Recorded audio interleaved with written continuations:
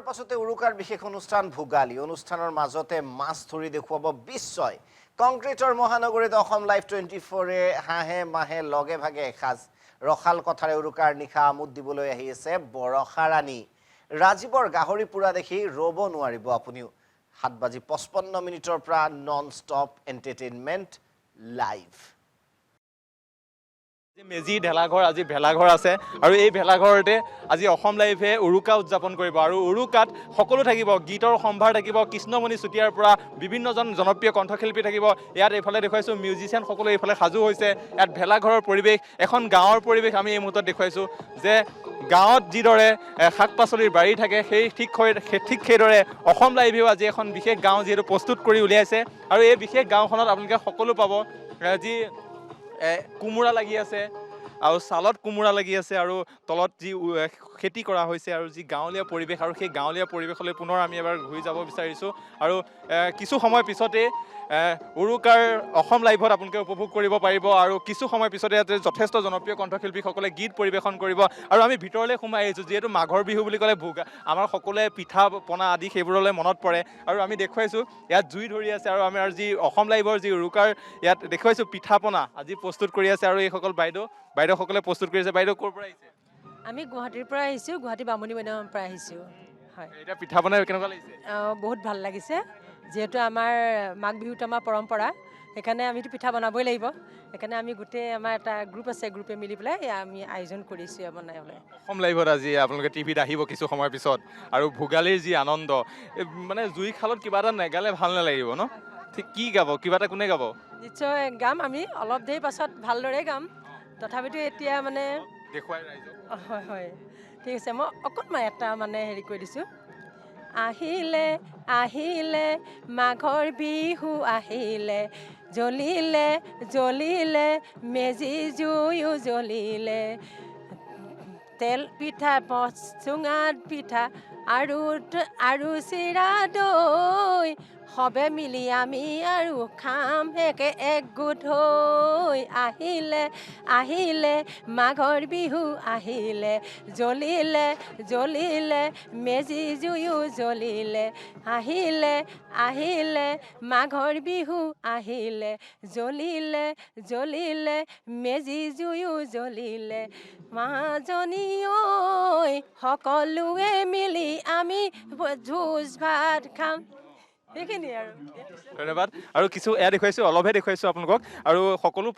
প্ৰস্তুতি চলি আছে আৰু কিছু সময় পিছতে যিহেতু অসম লাইভত আপোনালোকে এই বিশেষ যি অনুষ্ঠান চাবলৈ পাব আৰু আমি এই মুহূৰ্তৰ পৰিৱেশ দেখুৱাইছোঁ ইয়াত নাৰিকল ৰুকি আছে নাৰিকলৰ যি পিঠা বনাব বাইদেউ কি বনাব নাৰিকলৰ লাৰু বনাম লাৰু নাৰিকলৰ লাৰু আৰু এয়া দেখুৱাইছোঁ এইফালে তিলৰ পিঠাগুড়ি চালি আছে কি কৰি আছে আপুনি তিল গুড়া কৰি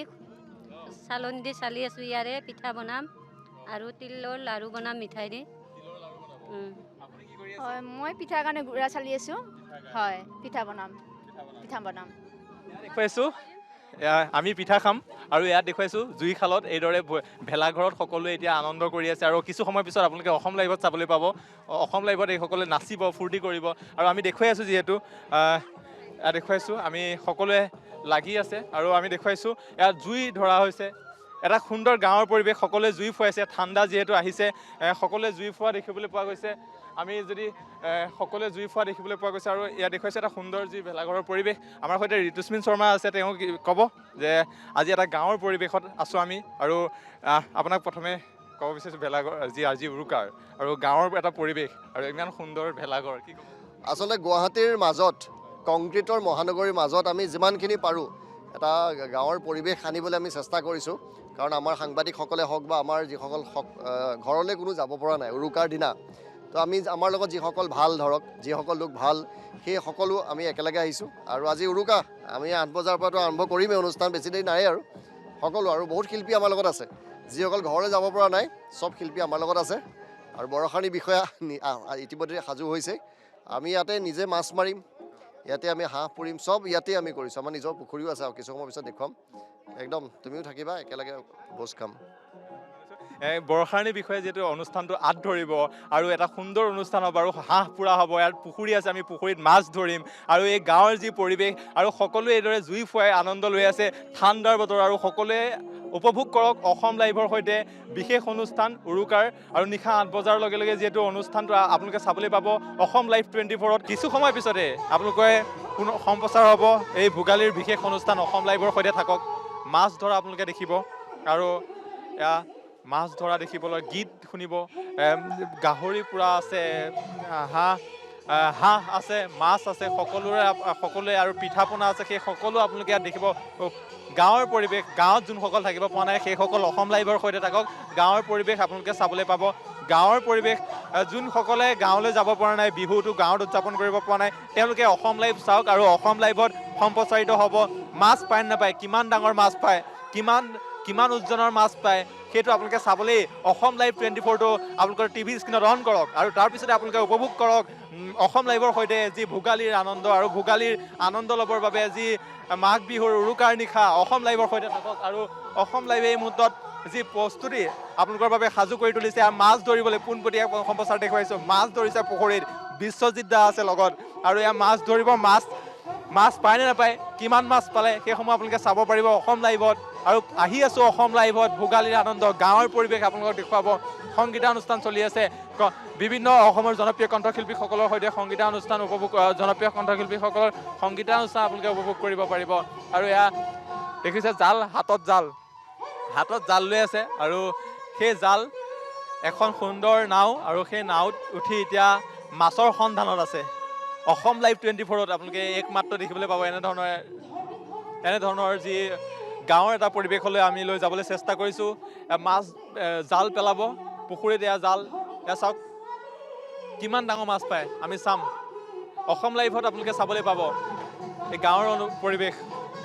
আৰু কিমান ডাঙৰ মাছ পায় আমি চাবলৈ চেষ্টা কৰি আছোঁ। আৰু যদি আপোনালোকে সম্পূৰ্ণ অনুষ্ঠানটো চাব বিচাৰিছে, আনন্দ ফূৰ্তি গান আৰু মাছ ধৰা সকলো আপোনালোকে চাবলৈ পাব অসম লাইভৰ সেই বিশেষ অনুষ্ঠান নিশা 8 বজাৰ পৰা যিহেতু সম্প্ৰচাৰ হ'ব, সেই সম্প্ৰচাৰত আপোনালোকে এই বিশেষ অনুষ্ঠানটো উপভোগ কৰিব পাৰিব। আৰু আমি দেখুৱাইছোঁ মাছ ধৰিবৰ বাবে সাজু হৈ আছে, পেলালে জাল, কিন্তু কিমান ডাঙৰ মাছ পৰিছে সেইটো আপোনালোকে চাব পাৰিব কিছু সময়ৰ পিছত। আৰু অসম লাইভ 24ত চাব পাৰিব জালত কি মাছ উঠিলে, সেয়া আপোনালোকৰ বাবে ছাছপেন্স। আৰু কিছু সময়ৰ পিছত আপোনালোকে অসম লাইভত চাব পাৰিব অসম লাইভৰ যি ভোগালীৰ যি অনুষ্ঠান আছে, যি মাঘ বিহুৰ অনুষ্ঠান আছে, সেই মাঘ বিহুৰ অনুষ্ঠানত আপোনালোকে চাব পাৰিব